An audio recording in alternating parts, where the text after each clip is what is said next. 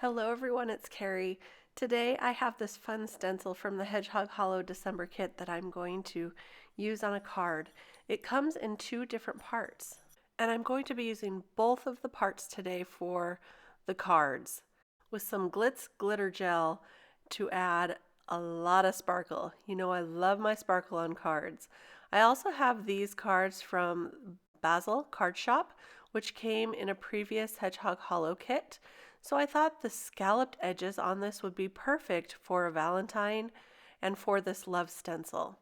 I'm going to take some 3M Post-it tape to mask off the back side of the card, and so I can ink on some Distress Oxides. Today I'll be using 3 different colors for this card. This is Picked Raspberry, Abandoned Coral, and Scattered Straw. I'm just going to ink them on very quickly with a light hand, because this is going to add quite a bit of color, but over the top we're going to add that glitter gel, so we really don't need a lot of color for this background. I am going to go over them a couple of times to make sure to get a really good blend, and I think this is a really beautiful color combination. So now I'm going to take the Picked Raspberry and just use it to spritz on a little bit of that color all over the background of the card. I like the way that this works with Distress Oxides because not only does it give you the oxidized look from the water, but also some of those pink speckles in the background, which I think adds a little bit of personality to this card. So now I'm ready to use that stencil, so I will go ahead and decide where I'm going to position this on the card. I really want the entire love word to show, so I'm going to position it a little bit off center, but just enough so that you can still read the word. And I will tape that on with some purple tape. This is, again, both sets of the stencil, the inside and the outside, because I've got this Glitz Glitter Gel in the Bubblegum pink here, and it looks like it kind of shifted around when it traveled to me. So I'm just going to mix that up a little, and I'll use this Nuvo spatula to put that on. And I'm at first just putting on a thin layer of this, but then I realized that I was missing quite a few parts of the stencil, so I wanted to make sure I got it all, so I just kept adding some of that. And I got this brand new stencil pal from Thermoweb Deco Foil, and it comes 2 to a package, so I thought I'd give it a try, and it works so well to get a really nice smooth amount of that glitter gel. I actually was really surprised at how much extra I had on there, and it's really easy to just kind of scrape it off into the jar, and I really like it. I think this is one of my new favorites for stencils. I can't wait to try it with some of my other mediums as well. So now as I peel off the stencil, just look at that beautiful glittery look we get, and I can take the media spatula and just get the rest up off of the mat here to put back in the jar. So there's very little waste of this. So this glitter gel, I am sure, will last quite a long time.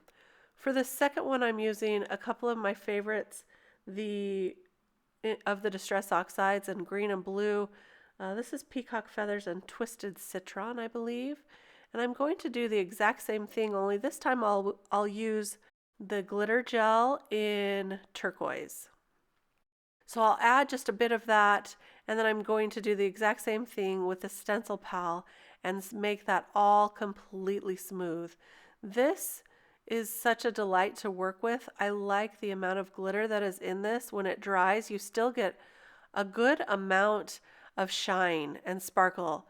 And so it's really fun to see that, but you also get the beautiful color. So I'm using that stencil pal to just make this nice and smooth, and I'll add a little more where I've missed some spots, but then smooth that all out, and look at all that I could save. So this is a really great tool, and I am sure that it's going to be a new favorite. Here is the reveal of that beautiful glitter. Look at that. And be sure you wash off your stencil and your spatula and your tools right away so that it doesn't stick and make it very difficult to clean. So I'm just going to go get those all washed up. And here is a look at the cards. I decided that I'd like to have a background to those cards so that it wasn't just the scallop border that opened to the card. So I have some pieces here that I've cut to a regular A2 sized card base, 4 1/4 by 5 1/2. And I got a little extra tape here on the scallop, so I'm just going to smooth that out a little with my craft pick. And then I'll put the paper down and close that top so that I get a nice smooth, and it matches up to the back of the card. I'll just trim off a little here. And by the way, I should mention that I allowed that glitter gel to dry for quite a while before I tried to do this. I didn't want to smear any of that. So I'll just attach this again with that ATG and put my paper down on the back and fold the front over. I'll trim the little excess that shows through right there, and there is our card. So now you have a backing to the front, and it still opens to have that complete card. To finish it off, I'll just add some iridescent sequins, and I'll just sprinkle a few here and there, attach them with some liquid adhesive, and that's all there is to this card. I think that's all it really needs. You've got your love sentiment, you've got some nice sparkle with the glitter, the Glitz Glitter Gel, some iridescent sequins, some scallop borders, and there you have it. Really bright, beautiful colors for Valentine, or for any time of the year actually. Here's a closer look at those cards.